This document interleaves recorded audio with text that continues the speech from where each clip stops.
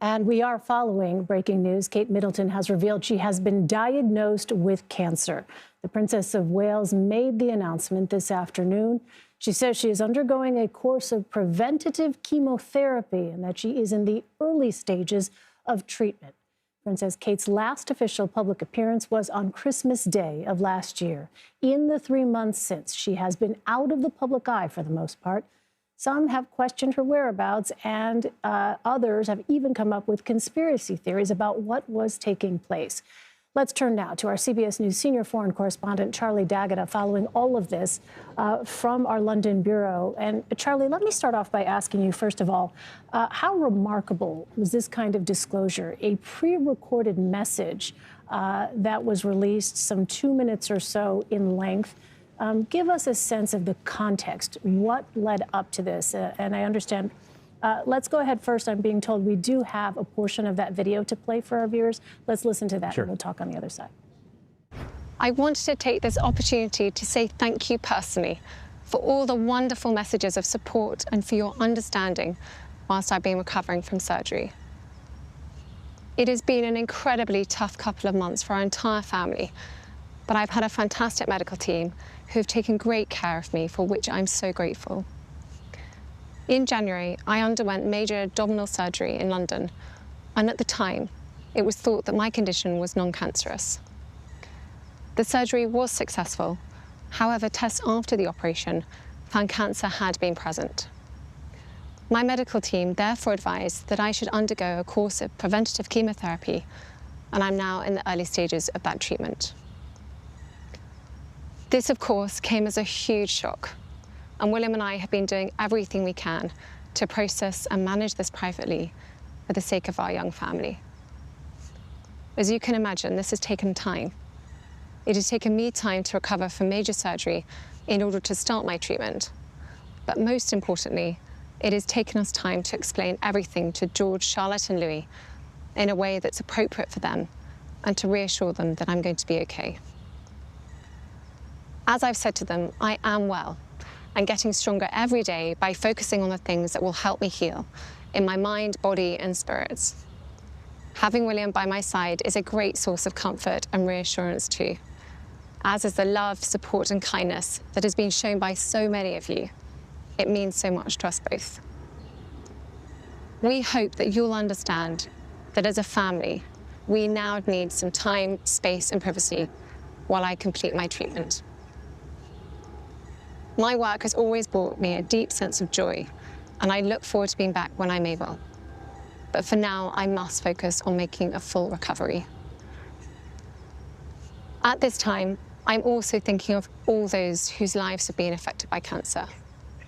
For everyone facing this disease, in whatever form, please do not lose faith or hope. You are not alone. A remarkable statement there from Catherine, the Princess of Wales. So, Charlie, give us a sense of the context. What led up to this? How much notice did we have that this kind of pre-recorded message was coming? Honestly, it was less than an hour's notice, 15 minutes notice, essentially. We got word from the palace that this address was going to take place. It's 2 minutes and 15 seconds long. It was actually recorded a couple of days ago. Now, in terms of the timing is now because it's just before, the 6 o'clock news here. That's their flagship program, and so that was as far as the timing for releasing it for British media. We did speak to the palace. They gave us some further information. As you heard, Princess of Wales underwent major abdominal surgery. That was in January. Surgery was successful. At the time, the condition was not cancerous. No test confirmed the presence of cancer. However, it was in the post-operative test subsequently found that cancer had been present. Now she's on a recovery pathway. That's the way they described it, and she's having preventative chemotherapy. Again, I'm quoting them directly here. She's in good spirits. She's focused on her recovery. She's hugely grateful for the medical team, for the care they're providing. She wants space and privacy to complete her treatment and make a full recovery. So we don't know which cancer. We don't know when it was diagnosed. We don't even know really when treatment began, and the palace has told us essentially not to ask. As far as releasing the information today, the palace said they wanted to wait until Easter break, and that is today. Now, that's when the kids here are out of school.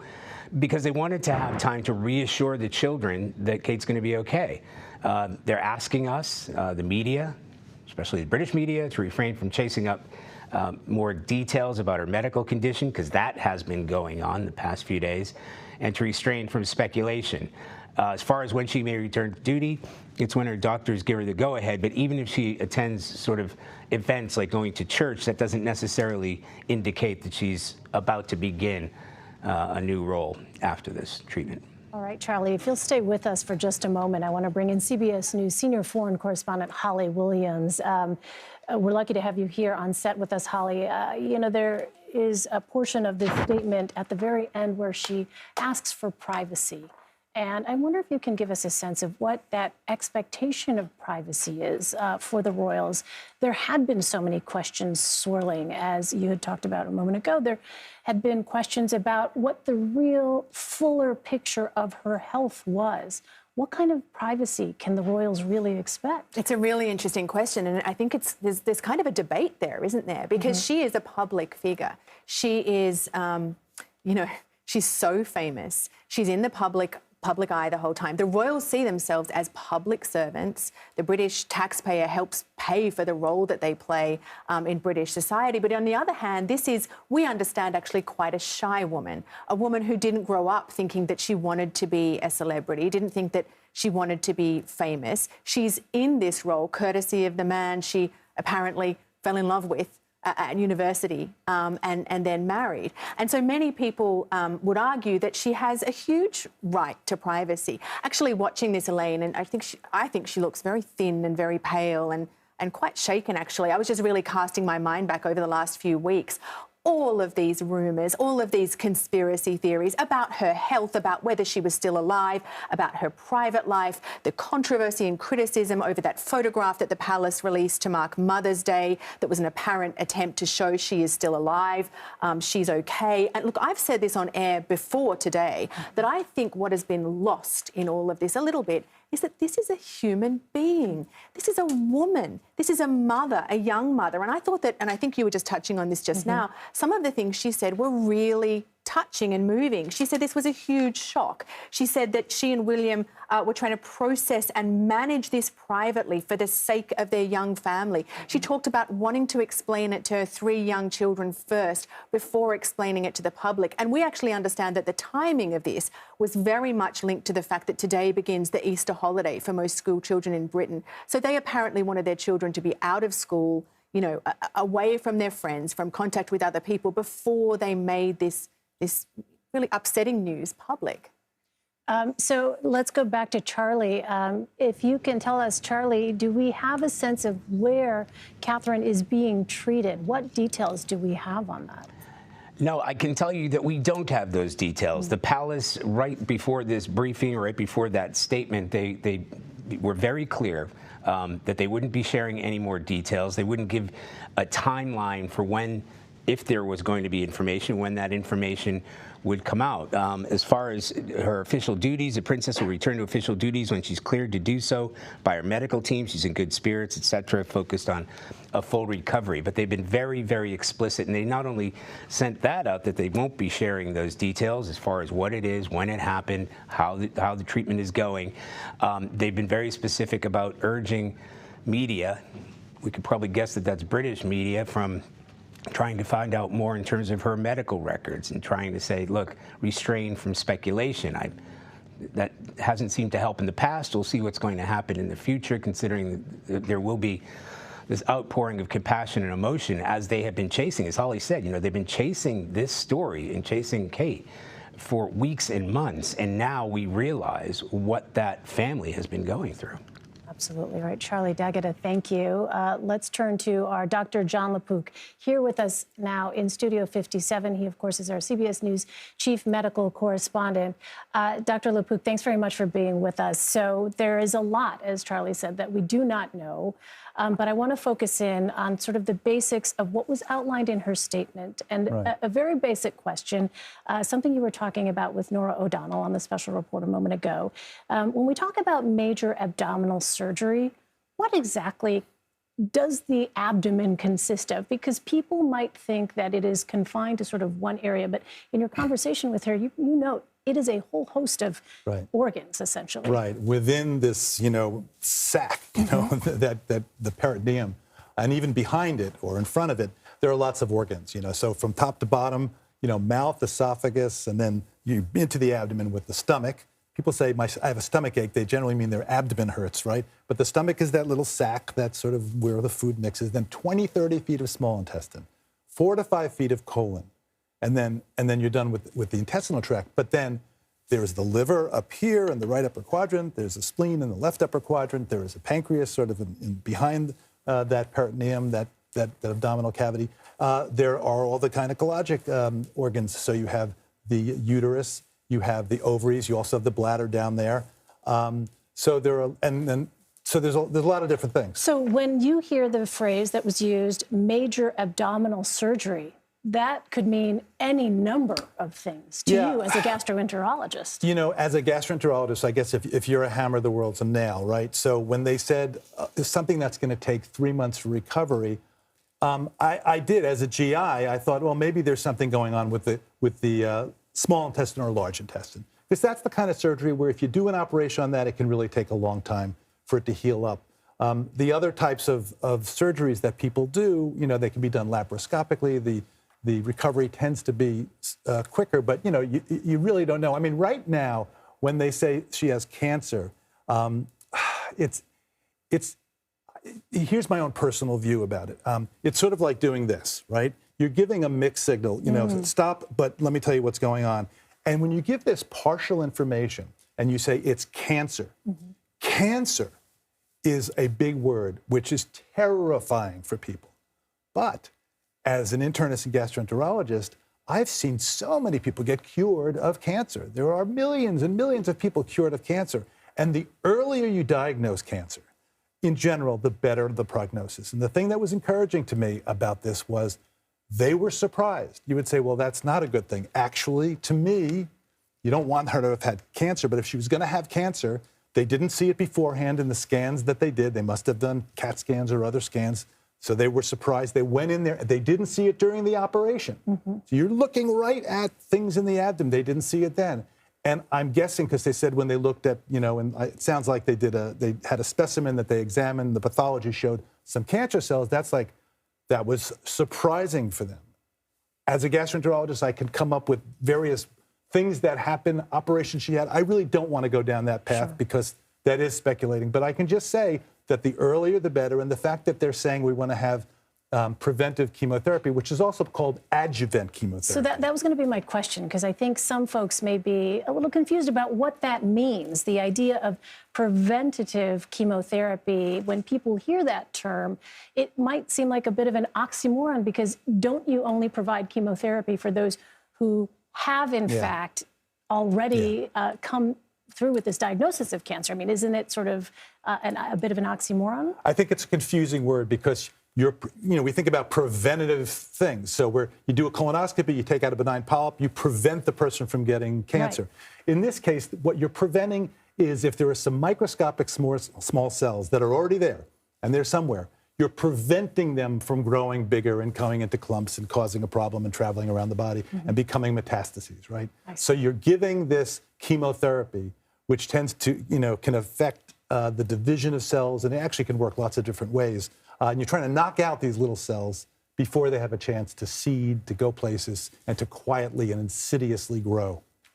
I want to turn to you, Holly, because in speaking with Dr. Lauk, it occurs to me the amount of work that must have gone into crafting this statement, because a term like cancer, as you say, is a seismic shock to anyone that hears that. And they obviously were quite aware of the kind of reaction not only the media, but the British public would have to hearing that.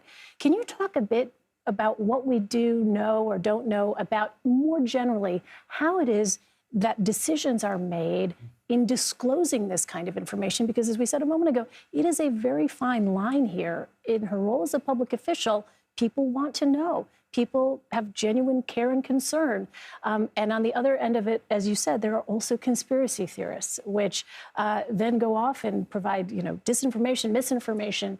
What do we know generally about how these kinds of decisions are made about details to be released? Such a good question, and I wish I had more to tell you, because the palace tends to be a little bit of a black box. I mean, I can say that, for instance, when the late Queen was old and very frail and there were fears for her health, there were certainly rumours that we were hearing about what might be ailing her. But there were no questions being asked about that publicly. It was almost as if the public didn't really want to know, and the British media didn't really want to report that. And so, we never learned, actually, you know, what was ailing her officially. It was quite unusual when King Charles revealed recently that he is suffering from cancer. That was kind of stunning for some people to have that level of detail, right? And he apparently did that kind of as a public service, because he thought he should share that with people. But again, didn't say where the cancer was. But didn't say it was. I mean, there is an expectation of privacy. I suspect the palace probably thinks there's a different bar for the Princess of Wales, for Kate, because she is not part of the line of succession. Charles is the king. William is the heir to the throne. She's not. They may very well think that there's a lower bar for her, that she has a greater expectation of privacy. When it comes to the kind of media operation around the royals, I think a lot of Americans would actually be really surprised, because I think that well, look, after all, this is the country that kind of invented modern PR, right? Like, you guys do it better than anyone else. And I think that many Americans think that there's this incredibly kind of big media machine around the royals. You know, I've spoken to people who've worked in communications for the royals, and there really isn't. It's quite a small team of people. And we see that they sometimes make mistakes. For instance, the photograph that was recently released on Mother's Day that had been, you know, manipulated somewhat, and then apparently unknowingly released to the press, and then causing an embarrassment. Yeah. It's very complicated, right? Because you have the right to privacy. On the other hand, you're saying she has cancer. And that, to the world, is like, cancer, and people may lump it all together in this terrifying thing. And it may be that giving more details and context here actually lowers the flame. Right. That was going to be my question. It lowers the flame, because it may be that she had an incidentally found early cancer. She's going to get 3 months of adjuvant chemotherapy, and that should be it. She'll be knocked out for the 3 months, but but then she's going to return to normal, and then people will put percentages to it and say, wow, she has an excellent chance of doing well, and move on. So I hear you, but here's another thing that Americans may not factor in when they think about the royal family. I was speaking to someone who used to be a spokesman for the King and Queen recently, just a few days ago, and he was really drawing a distinction between members of the royal family and Hollywood celebrities. Yeah. And he was saying the whole point of Hollywood celebrities is that they are selling themselves, right? That anything they do is about burnishing their image. And he was saying the important thing to remember about royals is that they're not there for their own celebrity or for their own image. They are there for the institution. And for that reason, they believe they have more of a right to privacy. All right. If you two will stand by just for a moment, I want to turn to Charlie now, because this is a good place to ask you, Charlie, about sort of the appetite for information. Charlie, if you're with us still, you know, as Holly points out, it is not an apples-to-apples comparison when you talk about, for instance, the Hollywood celebrities that Holly's mentioning, and then the royals, who have obviously, clearly very different roles in our respective societies. But in terms of just the public's desire for information there, can you give us a sense of what that's like? What is that appetite for information about the royals like? It has been relentless, voracious. And it's been that way for a few months, and it's been building up. So let me remind you of that timeline. So Kensington Palace confirmed the Princess of Wales left hospital on January 29th, now 2 months ago. According to this, she began treatment in late February. The Prince of Wales had to pull out of a memorial service for his godfather on the 27th. Then came that photoshopped photo, and they had to explain that. They had to apologize. The princess apologized herself for it.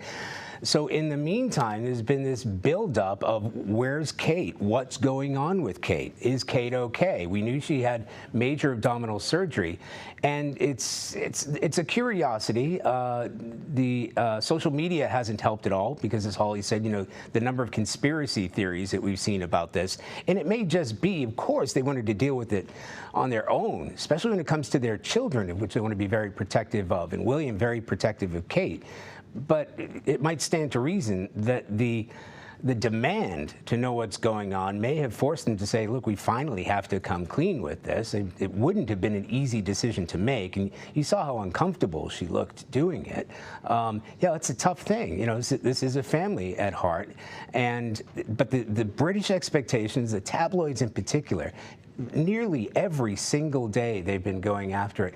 Was this a sighting of Kate? And why isn't she making a public appearance? What is the palace trying to hide? So this is the kind of demand for information. And yes, they are public figures, but it's also a private family dealing with, as John Lauk said, you know, the big C. And that's a tough one. Yeah, and let me ask you, Dr. Lauk, you know, on that point, it is impossible to imagine, I think, for most people what that white-hot spotlight of attention must feel like at any given time where Charlie is talking about one's every move is being sort of scrutinized. The absence of you being out in the public is something that is very much noticed.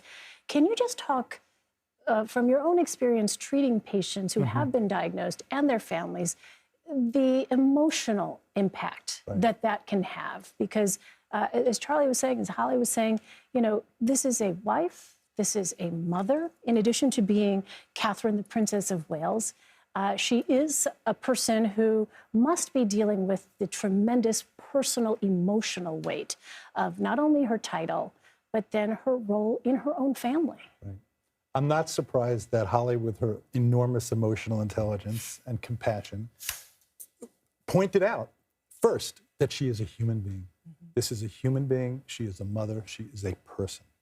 So yes, the public wants to know this. Maybe it's a teaching moment. We'd like more details. The doctor in me, the optimistic doctor in me thinks, wow, it was found early. If we knew a little more, maybe people would feel better if we could explain exactly how it happened, what was that initial surgery, and all of those details. But then there's the person. She's a human being. And you think about the word empathy here, right?